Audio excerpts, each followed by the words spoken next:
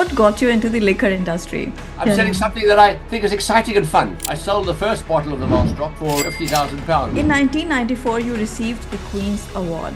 In that moment, standing at Buckingham Palace, what was running through your mind? Well, I thought I was very privileged, very lucky. Too many businesses are short-term, and I'm worried about that today. 20 of us out of 200 have chosen to have a drink with the Queen. What's one unspoken truth they won't hear at Harvard or in any MBA program? The real boss is the customer Yeah. who votes with his or her feet. I had invented Johnnie Walker Blue Label, which was called Johnnie Walker Oldest when I launched it. Yeah. And when I launched, shortly after, they fired me. How many signed Johnnie Walker are there in your private bar? I drink according to my mood. We worked together for 40 years all over the place, never had one argument.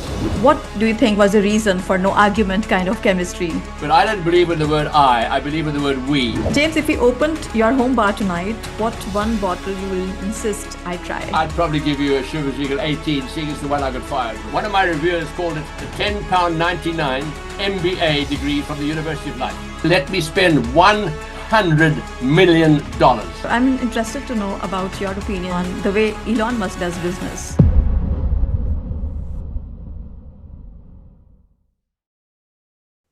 James, before the world knew your name, before Seagram, Glenlivet, and Johnnie Walker, who was James Espey? He's never changed. He's just James Espey. And obviously I had a tough start in my life. My parents were divorced. I was sent to boarding school 4 days and 4 nights away from home. I only went home twice a year. I was one of the poorest children at school, but had a reasonable brain, and I liked sports. In my day, there was no such thing as television and things of that nature. But when I did quite well at school, and then I went to go to university, and I was going to become an accountant because I won the bookkeeping prize. But when I qualified in accounting, I found that I could not afford to live on the salary being paid to be an article clerk because I had no money. But I had discovered marketing from an amazing professor at Harvard, whose book I discovered, called Ted Levitt.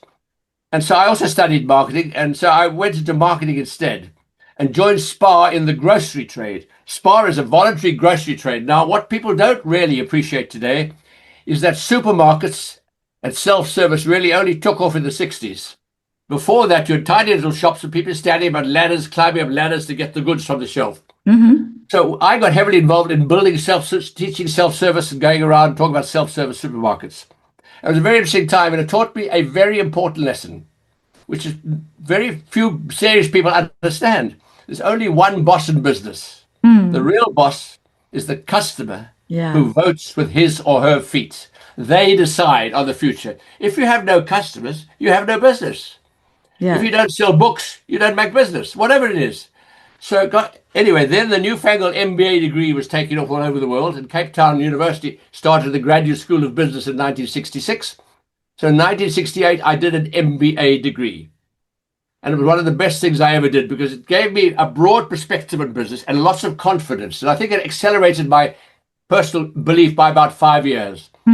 But in those days, you had to also do a thesis to complete your MBA. So mine was on canned soft drinks in South Africa. There were no canned soft drinks at that stage. And they offered me the job of running the canning division, but I was headhunted to join the liquor trade and join what it would today be the South African subsidiary of Diageo. It was Gilby South Africa, part of International Distillers and Vintners, which was part of Grand Metropolitan, which was the other half of Diageo. And I was 26 and I was the sales manager. And I inherited a sales force of alcoholics, all had chauffeurs, all had drunk at lunch, because remember, there were no supermarkets. They were just beginning. They would go to bars and nightclubs and buy everyone drinks and drink. And they looked at a 26-year-old as their boss. They couldn't believe it. So the first time I went out with them, I drank exactly the same as them. I was very fit. Can't believe how much I drank. But the second time I went out, I wouldn't drink. And then I employed the first female rep. And then I employed the first teetotaler as a liquor rep. And then I promoted the first black sales manager in South Africa in a time of apartheid. It was a very interesting time of challenge. It was a time of much change, and I was very heavily involved in growing the company in South Africa. But in 1976, I gave a speech in London to a global conference of our group about brand building. And unbeknown to me, somebody recommended to the new chief executive who joined a few months later, Anthony Tennant, who became Sir Anthony Tennant, who was involved in Diageo, that he should look at this fellow Espey, because Tennant wanted put marketing global, make it totally global and not just have little islands all over the world. Yeah. So he interviewed me in South Africa, and I didn't even know that because I drove him 500 miles and got a speeding fine. He was Yeah. interviewing me the whole way. And at 11 o'clock at night, I was driving him to a 500-mile journey. He offered me the job in London on a 6-month trial. If I succeeded, I'd join the board. If I failed, I'd be shipped back to South Africa. And I arrived in London. I said, good Lord, who is this savage from the colonies? He doesn't even know how to pass the port properly. Anyway, I went through all that. And this first non-Englishman, and I was British. And 6 months later, I joined the board. And my first job was to build Bailey's, head up federal marketing, and head up innovation. And I met a wonderful man who invented Bailey's called Tom Jago. He was a creative genius. And I've got a picture of him on my desk because he's dead now, sadly, but I look at Tom every day. We worked together for 40 years all over the place, never had one argument. A perfect marriage. I don't know many of that like that. So Tom was this creative genius. My job was to be a strategic marketer and a brand builder. And so we made changes to Bailey's, and Bailey's took off. Today it's the #1 liqueur in the world, selling 8 million cases, worth quite a few billion. I then launched Malibu, which started in South Africa originally. Mandela was in jail. It was still apartheid. It was a brand that had been created in South Africa called Coco Rico. I thought this could be good. So I brought it to London, bottled it in Harlow, Essex, would you believe? Changed the name because Tom had a trademark in the cupboard to Malibu, and we call it Malibu Caribbean Style Rum. And we quoted because I love Cape Town, it comes from paradise and tastes like heaven. Malibu took off. Today, of course, it comes from the Caribbean. Everyone thinks that's where it started. And Puerto Rico now own it and sells about 4 million cases. So those two brands have made quite a few billion. Yeah. Would you believe it? The way it was in those days, Tom and I never got a penny bonus. It's very interesting. I would like to just ask you this question here: that what got you into the liquor industry? Were you very interested in drinking, or were you drinking a lot, or what? Like, why that industry and not anything Not else? really. What happened was, I did like a bit of wine, and I was interested. But when I did my MBA, I was headhunted, and I said no, and I joined Coca-Cola. They Yeah. came for me again and made me an exciting job. And I thought, it's fun. Also, I love Cape Town. It was back in the Cape, and my office was in the heart of the winelands. And I also launched a wine brand in South Africa, which did very well. So it seemed a nice life, and I've been very privileged because I've always enjoyed the liquor industry. Yes, there are politics and issues, but it's fun. I'm not selling tables. I'm not selling chairs. I'm not selling nappies. I'm selling something that I think is exciting and fun, and everyone in the world can relate to it. Yeah. I've been very privileged for 59, nearly 60 years. This is very interesting. And I also would like to ask you this question, as you just were talking about you and your boss, like you did not have a single argument for so many years. So because now when we see in the leadership positions, there are lots of employee conflicts, boss, managers, the subordinates. Well, Tom wasn't my boss. He was my partner. I was his boss. Your partner. All right, right. So I understand that you were his boss, but then what was there? Like, what do you think was the reason for no argument kind of chemistry? We respected each other. We had respect. We had mutual respect. We had differences, different background, but we understood at the end of the day, we've got to keep the only boss that matters is the customer. Yeah. So all of our debates were about what makes it better for the customer. How do we distribute better? How do we market it better? How do we position it better? What's exciting? And also not to be too greedy. Too many businesses are short-term. Yeah. They bring out, and I'm worried about that today because suddenly you're seeing lots of brands with about 4 or 5 or 6 variations. And I worry about it. It's if like every new person that comes into the company suddenly wants to bring out a new sub-brand. Yeah. And you must never lose focus on your prime brand. Yes, extend it, do it carefully, but ultimately you should take a long-term attitude. And I've never taken an attitude of less than 10 years. Yeah, I also think that today in the modern world, it's more egocentric. Like people come from the ego, like they operate from their business from the ego, and then it's like everybody is just in that kind of conflict, which is Correct. I think polluting the environments, the office environments, and the workplaces. You're quite right. I think there's too many egos. And, we won't discuss presidents around the world, but I don't believe in the word I believe in the word we. Yeah, I love If that. even if you think I, say we are building this company, we are doing things, not I, we are doing it. And the word team stands for together, everyone achieves more. There's no I in the word team. Yeah. And I don't think leaders in the world don't understand that enough. This is a big message to the leadership world today and to the corporate industry today, that it's when we work on that we instead of I, then things change and it can get lots more, business and success to the corporations. This You is see, one of beautiful. the things I also am a great believer that you have to have courage and you have to stand out and be Yeah, prepared to be different. Now, for example, for innovation, you can't have a committee. I always tell people that a camel is a racehorse designed by a committee. You see, I believe in advisory boards. yeah, So when I headed up innovation working with Tom, we had about 10 people who would advise us, yeah, but we would listen to them and then we'd make the decision. yeah, You can't vote 5-4, we'll launch this brand. And usually, because few people want to stand out, there are not enough people in business who've got the courage to stand out. Too many yeah, people are only interested in their promotion. What yeah, can I do to get promotion? Or yeah. what can I do to get my bonus? And That's so that's the true. wrong attitude entirely. Yeah, that's really true that people are just focused on getting money, and because they are chasing money, the money is always out of reach. So it's more of like, even if they get money, there lots of pressure and stress builds up in the daily, everyday life. So this is interesting that when we work on the mission rather than the money, because money has to follow ultimately, right? There's no other way that money will Yeah. not come to you. So it's just very interesting that focus on the mission and creating the culture and the brand and the product that you are building. So this is interesting. My next question to you is that, was there any turning point, a decision, a setback, or any conversation that changed your entire trajectory into the world of iconic liquor brands? I've always believed in iconic liquor brands, but I did have, without being too specific, I had an issue at one stage, or two stages, where clearly you deal with politics. And somebody saw me politically as a threat to his career, I think. Mm-hmm. And I was not a threat to his career. I'm very loyal. Yeah. So I decided to leave the company and go somewhere else. But I still loved what I do. And strangely enough, I then went, when I was at Chivas Regal, it was a very interesting decision. I joined Chivas Regal on two conditions. And I was very friendly with the head of global strategy for Chivas, for Seagram, which was at that stage a US company which is gone. But the Bromphans owned the company, but Ed McDonald was my boss, and he and I are great friends. He's turning 90 this week. We're great friends. Yeah. And Ed said, James, you like working with me. We can do things together. I said, Ed, the two conditions.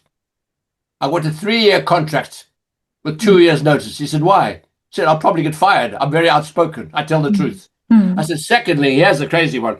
I want you to let me spend $100 million. And it's in his book he wrote. What? He said, yes. I said, I want to take Chivas Regal from less than 2 million cases to over 5 million, over 20 years, 25 years. Wow. And he thought I was crazy. Anyway, I got it. I spent $10 million on upgrading all the distilleries, making them look great, and $90 million on investing in the future of stock. They got to 5 million cases recently. But funny,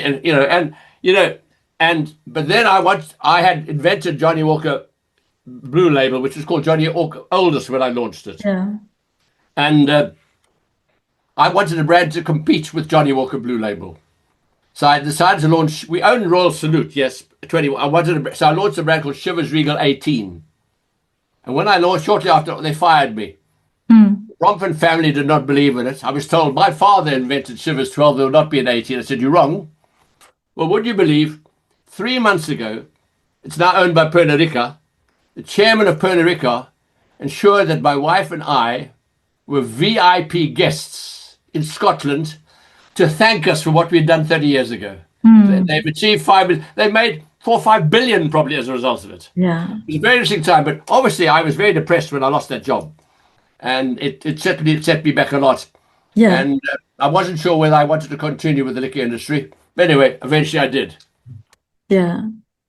This is very interesting. And I would also like to know a few challenges that you had along the way, because I know that the reaching a point where you were and launching the kind of brands that you have, it takes a lot of courage. It takes a lot of failures also, because no success story is ever complete without failures. So Correct. failure is just a part of every success, right? And most people, ignore that. They think that it's a overnight success kind of thing, and they just can't believe that a lot has happened in the background to have that moment happened.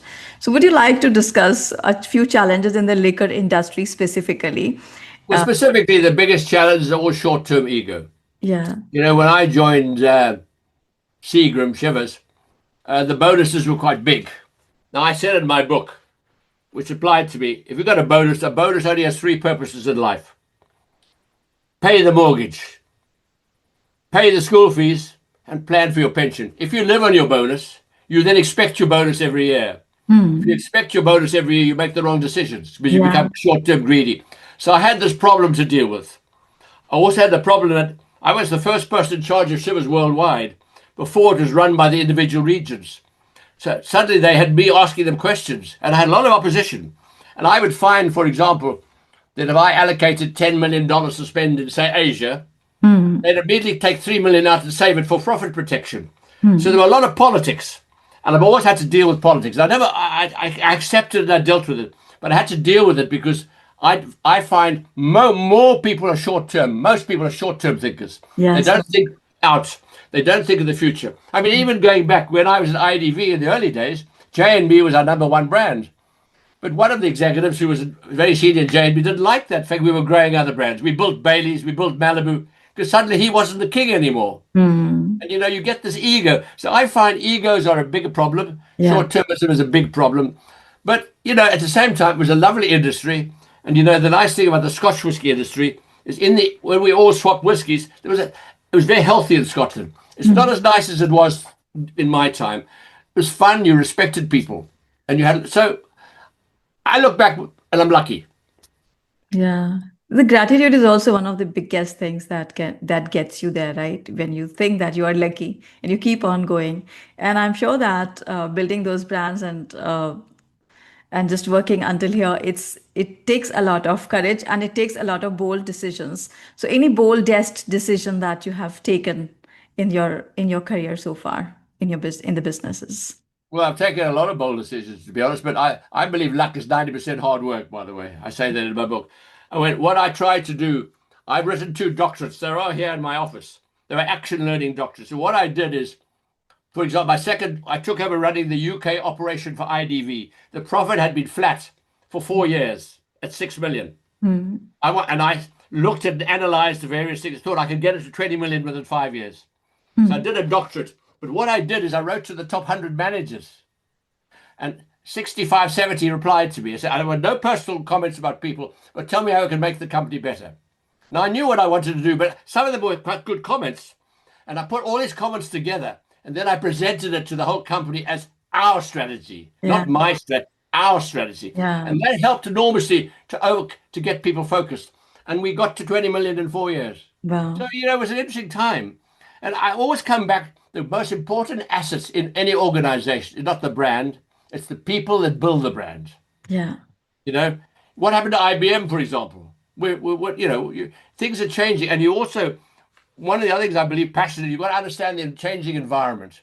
You've got to study the world. You've got to look at the way the environment's changing. I mean, we've got different issues now called global heating, population changes. Everyone in the world's got a mobile phone. There's nowhere to hide anymore. So you've got to analyze the world constantly in whatever product or brand you're selling, and how does it fit in? For example, I launched Chivas Regal in China in 1993. Why? Because I saw China suddenly opening up. So I went to China wearing a kilt, holding a bottle of Chivas Regal on television saying, drink less, drink better. I didn't mean drink less, I meant drink better. And we got it to 800,000 cases at one stage. Yeah. But but what you've also got to find when you build brands internationally, you've got to find local brand ambassadors. So you've got to find local people who also become passionate, be part of that journey. Yeah. And I learned this a long way away because I remember a chap who's a friend of mine now. When I was living in South Africa and I was building J&B Whisky as the brand, a new man joined the company and he came out to South Africa and he started telling me what to do. I said, no, you don't tell me what to do. You tell me what the global strategy is. Yeah. My job is to interpret it locally. We became good friends.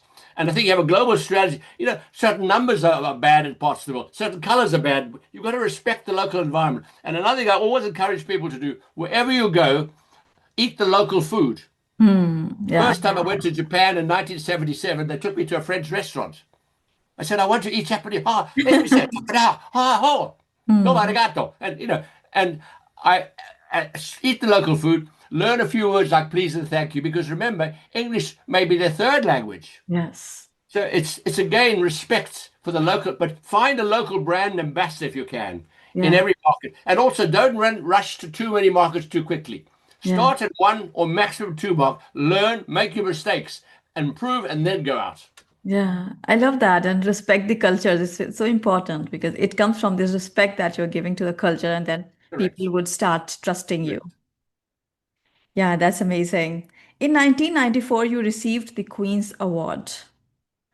Uh, in that moment, standing at Buckingham Palace, what was running through your mind about the path you have traveled to get there? Well, I thought I was very privileged.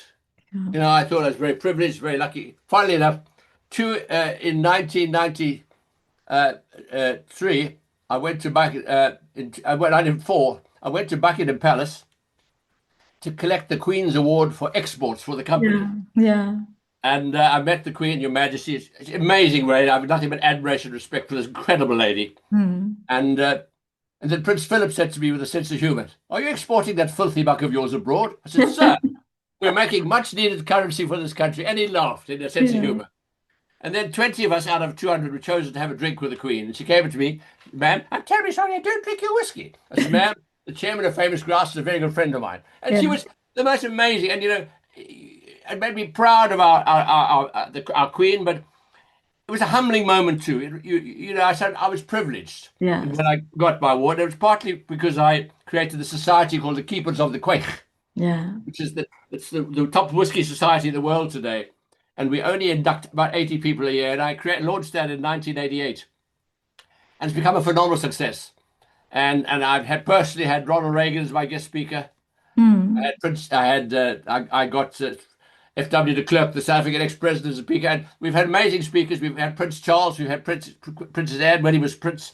And you know, it's a whole little ceremony, and people are desperate to Yeah. become keepers of the quaich. So that had a lot to do with it. Building whiskey brands and that society, the keepers of the quaich, honored people from all over the world who have contributed to building Scotch. So again, we've got something like 450 to 16, 17 chapters around the world now. And that's I'm most proud of that in many ways because it's not for profit. It was something to help the industry. Yeah, this is so interesting, and I'm sure that it must be really, really, um, of course, humbling, but then feeling privileged about it, feeling proud of your journey, and it seems like it was all worth it. And the most I want also say, my wife was fantastic. Hmm. I met her in the liquor trade. She was a brilliant corporate wife. She did fantastically well.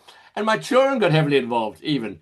And my daughter, when she was 14, one of my daughters wrote a thesis on one of the whiskey distilleries, and she now works for the worshipful company Distillers, running their charity. Yeah, So, you know, my family have been supportive because I traveled 10 days a month for 20 years. yeah, That wasn't easy, but equally, I'm a great believer. No chief executive should sit in his office or sit in his or her office. You've got to get out and meet the customers. Now, the customers is the ultimate, but en route to the customers, you've got to get to know the trade. You've got to win the hearts and minds of the trade who help you get through to the customers. yeah. James, when the bottles are empty and numbers fade, what do you hope people remember you for? Not just for the sale, for the product, but something deeper. I think for building people and helping people build their careers. Hmm. My interest is helping young people develop their careers and giving back. I'm a Yeah, great believer that I didn't have anyone mentoring me and helping me, and that's why I wrote two books to help people. yeah, And I want to, in the long run, for having respect, build a team of great people wherever I went. That's what I hope will be remembered. I can't guarantee it. I wouldn't know, but I'd like to think. And I have a lot of friends. You know, I found a letter from someone today recently who thanked me so much for what he had done for him when I lost my job. He said he couldn't understand why. And we're still friends 25 years later. yeah. This is amazing. Like your journey has been incredible, not just from the accomplishment point of view, but from the human side, right? The kind of habits that you practice, the kind of respect for the cultures, and seeing customers as the king and all that stuff. This is all incredible, lessons for the people who are listening to us right now. Was there ever a time you questioned everything, your role, your direction, or your purpose? Because it happens many a times, like when we reach a certain point, when we have achieved a lot of success, then we start feeling that, is that all it, And then, Well, it's a good yeah. question because I had a no, I had a breakdown. Hmm. I'd been pushed myself all my life. When I lost my job wrongly, I had a breakdown, Yeah. and I was in the hospital for 8 weeks. Oh, okay. And I had 8 electric shock treatments. And I'm quite open about it because I've helped people. Because I think we live in a very stressed world today. And I Yes. think mental health is one of the greatest problems facing society. And we've got to address this properly. And so we've got to help people. That's why even in my books I talk about it. And I'm a great believer that you must companies must respect that more. Now, some people may use it as an excuse, but in the main, you've got to help people. And you've got to understand that people are your main asset. How do you help and guide people? So yeah, I went through a difficult time. And then I rebuilt my career. I became a non-executive director, sat on a number of boards. Funny enough, one of them I was drinking a drink today is a soft drink called Iron Brew. I was on their board for 10 years. Hmm. And I joined the board of White and Mackay, a Scotch whisky company. Hmm. And I joined the board of a brewing company. And then I joined the board of a shoe company called Church Shoes. And I learned from that as well, a different world. Yeah. Yeah. And then at 65, I decided with no money, when I've traveled in corporate life, I flew first class, even in Concorde and use of a jet, but never get carried away. One of the quotes in my book is a picture of a man sitting in the back of a car on blocks and says, "You know, you're no longer chairman when you sit in the back of the car and it doesn't move." Hmm. Too many people are arrogant. Do you Hmm. know who I am? That's absolute rubbish. So Yeah. I went back and I launched my own whiskey called The Last Drop. I was 65. Tom was in his early 80s. And I went out, paid myself nothing, went around and everyone thought this would fail. I went around the world, economy class, staying in the cheapest hotels, taking no salary. But I launched selling the world's most exclusive spirits collection called The Last Drop. And, it was hard work. It was a struggle. But eventually we sold the company to Sazerac, a US company, and it's a very super premium brand in their great portfolio today. But that was very satisfying because I did it with Tom's support, but he couldn't travel anymore. Just me with one. But again, reaching out to friends around the world, I got to know in the trade who helped me. Yeah. That was an important part of it as well. But you have to find a distributor in China. I had to find a distributor in Taiwan. I had to find a distributor in the USA. But it took its time. But anyway, so in many ways, I'm very proud of that. Yeah, that's very nice. And the message here is that like life will happen to us, and there would be failures, there would be setbacks, there would be things that we would not enjoy. We would actually will just have kind of breakdowns. Correct. Then never give up and just keep going and think about what can bring us back to I our. think it's important, and it's also Yeah. important. You know, I might write a third book, which would be how to get the best out of old age. I haven't thought Yeah. about it yet, but I Okay. mean, I've written the two young books to help the next generation because I'm a great believer also Yeah. that if you retire early and you do nothing, you're wasting your life. Yeah. You've got to be physically active, whatever that is, and you've got to be mentally active. I'm chairman of a startup English whiskey company, as you know, and Yeah. I hope we'll sell it before I turn 90. I'm Hmm. 82 now, so Yeah. that's my attitude. I like to be mentally active, but don't, as you get older, try and find things that are not stressful. I love That's that. different. But Yeah. be busy mentally, and part of being mentally active is helping people. If Yeah. you can help people, and a lot of what I'm doing now is marketing my books. I won't make money out of my books. I may never make any money, but if I help people, then I feel a reward. Yeah, yeah. This is very, I mean, humbling thing for you to say that your whatever experience you have gained so far, what all you have seen in life and experienced all that, and now you have put that through your books to the people for the future generation, like for the future leaders and for the current leaders, of course. Yeah, So and would you you've like, seen you see the covers of my books. yeah, would you like to show that to You're us? going to get them now. That's my first book, which is Rebuilt, and how to make your mark in the workplace. As Yeah. this will help people accelerate their career. One of my reviewers called it the £10.99 MBA degree from the University of Life. Wow. This And is, then because young people have a very short attention span, yes. they remember quotes. I wrote this book, 365 quotes Yeah. to accelerate your career and find balance in life. Right. Can you please hold it a bit up because so that we can see it properly? Yeah. Okay. Did you get the other one? Yes. So bring it out together. Yeah. This is amazing. Talk a bit about your book, Jay. But If you what would I did, I like spent to. 25 years collecting ideas and thoughts, Yeah. things that I thought were you, and I just kept them in an inbox. And then one day I thought, I'm ready to write a book. And I contacted a very charming lady and I had written speeches and collect articles, but I read a very charming lady, and I got a female illustrator to help me to make sure I was politically correct and did everything right in the modern world. Hmm. And so I paid her, and she's my friend today, and we're great friends. And I wrote the book because I thought if I could help one or two people. Now I haven't sold all that many, but I'm now at this stage. But I'm now marketing these books. I'm now marketing them quite actively. I'm working on marketing them, so I'm doing quite a few things. And indirectly, that's why we met.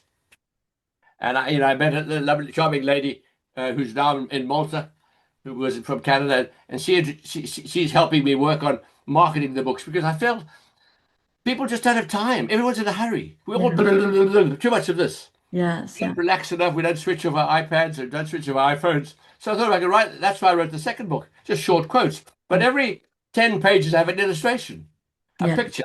So for example, here's one. Uh, willing horses get overloaded. Hmm. Willing horses get overloaded. You see a picture of a horse because you can't take on every job. Yes. You've got to find somewhere. You've got to stand up. And I just talk about little things I learned. What's the right thing? What are your priorities? I also believe you can't keep a pack of dogs and do all the barking yourself. You've got Hmm. to learn to delegate. So you've got to Yeah. build a team and try and employ people who are brighter than better than you, if you can, and build a team and have fun. Use the word we, not I. And so, and so I wrote the book based on. So I want to talk about failure. I talk about being fired. I said my chapter's called "It's Not Hmm. So Bad Being Fired." Hmm. Although I went through a tough time, as you know, it rebuilt my life. And then I started backing people, and I got heavily involved backing a young chap who'd been at my school in Cape Town, who started a software company called Mimecast. Well, Mimecast started this office where I'm sitting now. I backed him. He was 28.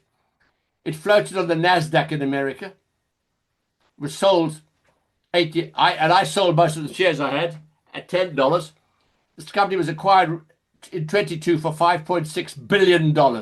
Hmm. He's done all right. I'm not complaining. I made a few bob, but what I'm trying to say is, Becky and I back startup. I'm behind 10 startups at the moment. Yeah. Now I know some will fail. So when you back a startup, you never tell them what to do. You're there to help them if they want your help. Hmm. But I've also got some exciting ones. So I'm lucky to be able to do that. But if you back startups, don't spend money you can't afford to lose. No, Hmm. you could lose it. Hmm. Make sure you got your priorities right, your family. Make sure your mortgage is taken care of. Make sure your children are taken care of. Don't risk them. If you can speculate the money you can afford to lose, it's different. So I started backing startups. And then, as you know, about 4 years ago, I was approached to be involved with a whiskey company. Now, whiskey is originally Scotland, but today there are about 30 English whiskey distilleries. And Hmm. whiskey is being produced all over the world as long as you make it correctly. So my last major whiskey project is Wiltshire Distilling. I'm very proud to be the chairman of a startup whiskey company. Hmm. And we've got a gin and a vodka where our whiskey's sitting in barrels growing because you can't call it whiskey until it has been in wood for a minimum of 3 years. So Yeah. that's my last exciting project. But again, I'm the chairman. I don't tell them what to do. I'm there to help and guide. Hmm. I love that attitude, and you're so passionate about your work. I love it. And it keeps me happy. And I sit in this little office, which is 10 yards outside my Yeah. door. When COVID started, for fun on Facebook, I put on a suit and tie. My wife took a video picture. I put it on Facebook walking to work, going to work. This is how I come to work normally. As you mentor others now, Mm. what's one truth about long-term brand building that's often misunderstood or overlooked in today's modern world? Well, I think everyone's in a hurry. Hmm. That's my concern in general. Yes. Everyone's too short term. And you Yeah. think, click, click. And you have to, the word patience Yeah. doesn't exist enough. And you've got to have courage. And therefore, if you work for a big company, the big company must allocate money for innovation, which they don't measure against the balance sheet or the P&L. They say there's $10 million a year we'll spend, or whatever the number is, and that must be spent. Because if it's part of the P&L, then things are very different. You've got to allocate it as an expense, good or bad. And you've got to separate, and you've got to give people authority to do it, good or bad. If you bring them into mainstream all the time, it never happens, because mainstream's focusing on now. Hmm. I, now, me, as Yeah. opposed to what we are doing for the future. And Yeah. I worry about long-term planning, because we live in an electronic world. Everything is instant gratification, instant this, instant that. Yeah. It is a concern I have. And you read about AI, good and bad at AI, and you look at the decisions that have been taken politically around the world. So I do worry. Yes, I worry enormously about that. And I think I've been lucky. I think I've been part of a lucky generation. It's going to be a lot tougher. But Mm. you Yeah. still have to have courage to take, if you believe in something and you're passionate enough, fight for it. Yeah. Yeah. That you're right, and this is happening all the time. That people are the reason is like for high stress levels is just this, that people are always in hurry. Nobody's concerned about the other people. They are all focused on themselves and just getting the shortcut to reach somewhere. Which I know that it would not help even if we reach there without having that capacity to sustain that. It would Mm, just be a kind of fantasy that we are just chasing to get fulfilled. mm. It is a problem. I do worry Yeah. about it. I wanted to ask you that what brings you joy, but I am seeing that your work gets Well, you. what brings me joy is my family. Yeah. People say, "What are you most proud of in your life?" I said, "My daughters. I've got two wonderful daughters. Hmm. One of my daughters is lecturer, worked for the United Nations. She lived in Liberia for 2 years, Yeah. and she's now Dr. Jessica Espey. So she's also got a PhD. She's a doctor. Uh-huh. She's lecturing on global sustainability at Southampton University. My other daughter's working in the liquor trade. And obviously, I'm proud of my grandchildren. So my family, I've got 5 grandchildren, and then another two, because my wife's sister was killed, and we took over her daughter. Hmm. Okay, so as good as in Australia. So I'm proud of my family. That's my one pride, and that Yeah. gives me great pride. The second thing that gives me pride is helping people. Yeah. I'm educating 2 people at my old school in South Africa, 2 black students. I'm going to Zambia next month. I'm meeting 2 students I'm educating in Livingston where I was born. I put some wells in Zambia to give back people get clean water. So if you're lucky to help people, Yeah. within your means, and that gives me a great pleasure. And thirdly, I play sports. I've got some nice friends, and I'm lucky to have a bit of work to do. So I'm a lucky man, and Yeah. I count my blessings. I count my blessings also that financially, although it was a struggle at one stage, I'm in a comfortable place. And obviously, because you're comfortable, don't be arrogant. Just help people where you can. Yeah, yeah, right.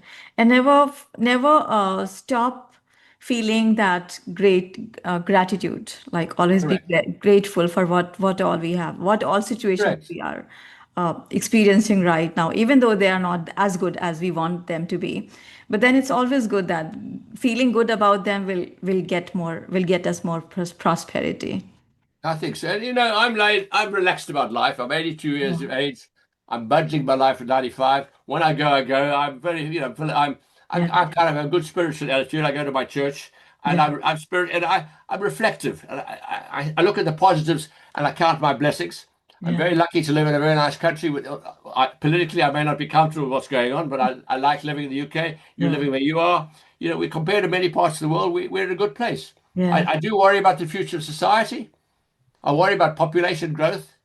I worry about the fact, it's funny, one of the real problems of society is immigration. It's not a political statement, because yeah, everyone's got a mobile phone.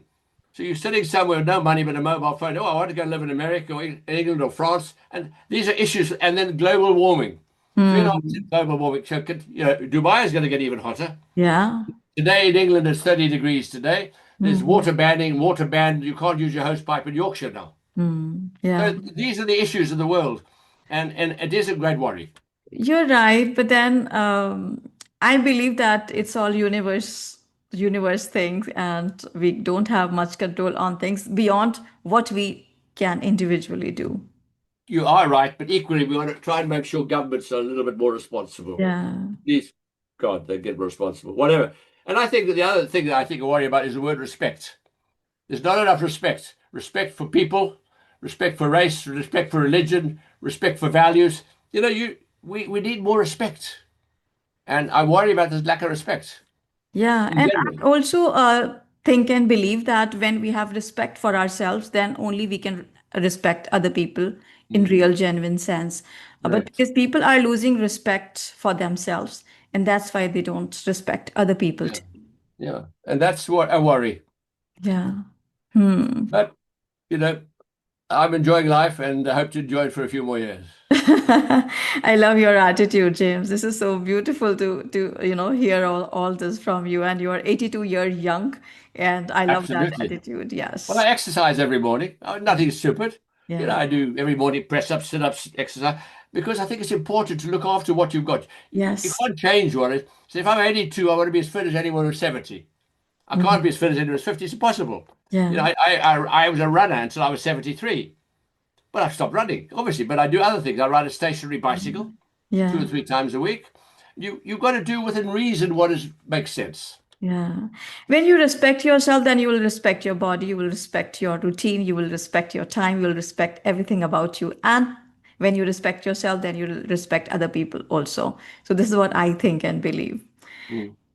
James, if tomorrow's generation of leaders were listening to us now, what's one unspoken truth they won't hear at Harvard or in any MBA program? I think it's to realize that if you're a leader, the only boss in business is the customer who votes with his or her feet. And the same applies to political leaders. Mm. Political leaders need to realize that if you live in, well, let's take Qatar. The ladies of Qatar have got to understand the people. And now the people are not just Qatari, but people come from all over the world, the Philippines. You've got to respect everyone. And Yeah. I think that's important. And, we're very lucky in this country that I think King Charles is a great man. And I Hmm. think I can't speak about Harry, but I think Prince William, they're courteous, they got respect. And I just think we've got to remember, ultimately, it's the people at the bottom right through the system. You don't talk down, you embrace people and you encourage them and people must have values. At the same time, what worries me is societies that get too socialistic don't realize that without capitalism and in their initiative, things don't happen. You can't tax a country into the ground. You've got to find a balance. And I worry about it as a someone who's followed politics for a long time. As we're talking about it right now, I'm interested to know about your opinion on the way Elon Musk does business. What would you like to say on that? Like, is it what resonates with you, or do you think that it needs to be more? I can't comment. It's hard to read Elon Musk. Equally, it's hard to read Donald Trump. As by coincidence, Elon Musk was born in South Africa, as you know. I Mhm. mean, I don't understand. Suddenly he says he's going to form a new political party. He's obviously a genius intellectually. Yeah. Some geniuses are intellectual geniuses. Are they balanced as society people? That's one of the problems of a brain. A brain can be brilliant in some ways, but is it balanced and respective? I've got much more respect for some of the other leaders who are giving into charity or, Warren Buffett, people like Warren Buffett, the Yeah. amazing things he did. I have respect for him Hmm. because he cares about it. His father, Jimmy Buffett, and then Warren, and he cares and he wanted to make sure that he's giving back to society. So it's hard to read someone like Elon Musk, to be honest. So I'm not going to comment one way or the other. Yeah. Yeah. Obviously, I worry about the United States, Yeah. Yeah. but there we are. It's Hmm. interesting to see what's happened in Canada. The ex-leader of the Bank of England is the president of Prime Minister of Canada. Hmm. So who knows? Who knows? And without being specific, I watched the Middle East to see how much delegation is taking place, Yeah. how many people are being embraced. I watched the role of women in the world and how are women allowed to drive motor cars and blah blah blah things of this nature. Yeah. It's that's how I see society. Hopefully, we treat everybody with respect, male, female. I'm not sure about this other stuff that happens if you're not male or female. That's none of my business. But I focus on male and female. I hope there's just respect. James, you have had access to the finest whiskey in the world. How many signed Johnnie Walker or Chivas bottles are still there in your private bar? Very few. How many? No, very few because I I didn't. I'm very eclectic. I drink according to my mood, Yeah. and and I I've got a few bottles of Chivas Regal, Chivas Regal 18. The signed one? Hmm? The signed one? No, oh no, that was the last drop. The only signed ones were the last drop. But Okay. when I went to Scotland Yeah. uh, 2 years ago, I was presented some amazing signed bottles by the keepers of the Quaich Hmm. for creating that society. And I've got some amazing old bottles of whiskey. I've got a few bottles of the last drop. I sold the first bottle of the last drop, the very first bottle, to someone in Japan for £50,000. Yeah, I remember that. We talked about it, and it's very I had to give a interesting. 25% commission, but it's a pleasure. Wow. I've got about 10 bottles left of the last drop. Okay. But some of them are my daughters, and I've got a few bottles, but I'm not a believer in collecting. I have a nice wine cellar, but I used to have 600 or 700 bottles, but I now only have about 200 bottles. And why? Well, because if I'm dead, what's going to happen? Yeah. I live in the present as much as possible. Okay. So, is there a whiskey moment you'll never forget? A legendary celebration, a toast with someone famous, or even a hilarious mishap? Well, I've been privileged. I'll show you a picture. I had a drink with this man. Who's he?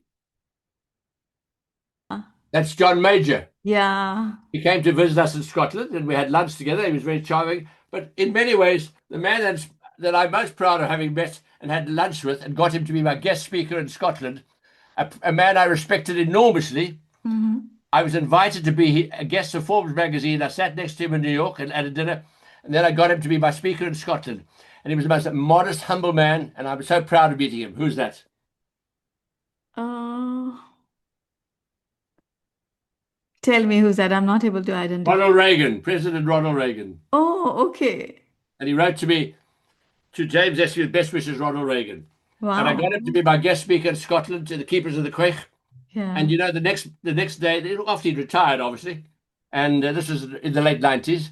And then the next day, I went to his hotel to say goodbye to him, and he was shaking hands with all the staff. Hmm. And Nancy's wife said, Ronald, we got to go. He said, Nancy, if they want to speak to me, I want to speak to them. He Yeah. shook them all by the hands, and then he left. And then 10 minutes later, he left. And then 10 minutes later, we drove out, and we found the SAS had been sleeping in the ground to protect him all night in the hotel. But he was a modest man. He believed in Yeah. a team. He Yeah. built a team. Yeah. And I like that. So Yeah. I think Ronald Reagan was one of America's best ever presidents. I was Beautiful. very privileged. And then I was also very privileged to have met F.W. de Klerk, who with Mandela made the change in South Africa. Wow. And I gave a speech at a wedding, Wow. and I learned to speak Afrikaans because I had Mm. to. And in my speech, I said, ladies and gentlemen, all in Africa, it's a privilege to be here today. I wish I could speak in both languages, but because most of my guests are from UK, I shall have to speak in English. But in my heart, I shall embrace those both languages. Yeah. Afterwards, he came up to me and said, James, we could have used you in the government. I said, sorry, FW, wrong party. And I'm still a member. And then I got him to be my guest speaker in Scotland, and we played golf together. Another more wonderful man who must be Yeah. crying in his grave because of some of the terrible corruption things happening in South Africa now. Yeah. You have lots of But it. I've been very privileged. Yeah. Yeah. One of the quotes, you can walk with kings nor lose the common touch. You Hmm. must never get arrogant. Hmm. I tell a quick story which happened to me in 1989. The card system started on aeroplanes. Mm-hmm. And I'm lucky to have a gold card for life now with British Airways. I flew a lot. And I was flying business class to New York. Mm-hmm. And there was a very rude American gentleman in the front of the queue, in front of me, giving the lady behind the counter hell because the plane was late. It's not her job. And she just smiled. And then he pulled out his card and said, I've got a gold card. I demand an upgrade to first class. Hmm. But I wear ties, any possibility. She just smiled. So when I got to the front of the queue, I said, Madam, may I congratulate you? You're a real credit to British Airways. How do you keep your demeanor when that man of salute? I had no trouble at all, sir. He's flying to New York, but his luggage is going to Karachi. You see, do you know who I am? Someone says. So they get on the microphone. Someone's lost you. He doesn't know who he is. Can you help him, please? Don't get carried away. Just Yeah. count your blessings. This is interesting, and you have got a lot of stories to share. I think we I are got many more, but not short for on today. time. Yeah.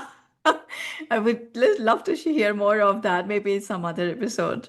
But I'm very keen. I'm very keen. I'm going to come back. I'm very keen for young people to buy these books. Yeah, It's yeah, not for me. I don't yeah, want them. It's yeah, to help them yeah, accelerate their careers, yeah, and absolutely. avoid mistakes. Yeah. James, if you opened your home bar tonight, what one bottle you will insist I try? I'd probably give you a Chivas Regal 18, seeing it's the one I got fired for. Okay, and why? Well, I like it. It's a great whiskey. I mean, there are lots of great whiskey. I mean, I remember when I launched Johnnie Walker Oldest. That was a great whiskey. And Okay. I got the name changed when they cheated a little bit. That's another story. Hmm. By calling it 60, it was a 15 to 60-year-old whiskey. It was only 15 and a hint of 60. So I Yeah. called it 15 to 60. It was legal in those days. So I called it Johnnie Walker Oldest. Then Okay. I changed companies. And suddenly I went to Taiwan and a new man had joined the opposition, was calling it a 60-year-old whiskey. So I got the law changed. The law now says, he has a tip for the customer, you can only mention the youngest age of any whiskey in a blend. Okay. If there's no age statement, it's never as old as it pretends to be. Hmm. Doesn't matter what it is. And I know Blue Label is a great brand, don't Yeah. miss it. But who knows how old it is? And Yeah. there are lots of other brands. And a lot of people in the industry are stretching their brands enormously, calling them all sorts of funny names, which means they're never that old, I always say. Yeah.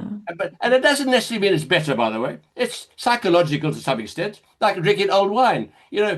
We drink with our eyes. I've swapped many people's drinks around and fooled them. Hmm. I knew someone said I insisted drinking a pale rosé. So I took some white wine, put a teaspoon of red in, and blended it, gave them the drink. They loved it. Wow. This is So a interesting. lot of it is drinking with your eyes, Yeah.